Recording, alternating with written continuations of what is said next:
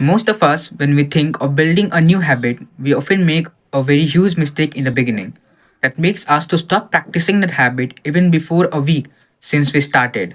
For example, we often think about to start exercising or to start studying for 2 or 3 hours a day or to start any other good habit for our self improvement. But when we start, we do it for a day or a two or a week, then we stop. If you are facing this problem, then let me introduce the 2-minute rule of habit formation given by James Clear in his book The Atomic Habits. This rule says when you start a new habit, it should take less than 2 minutes to do it. I know you didn't understood, so let me explain.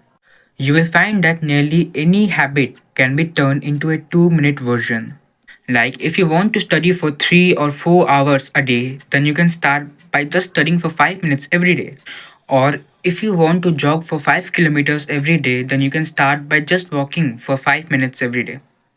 The main objective behind this rule is to automate the gateway process of the habit before going to the main one. And when the starting gets automated, then you can go on further to improve it.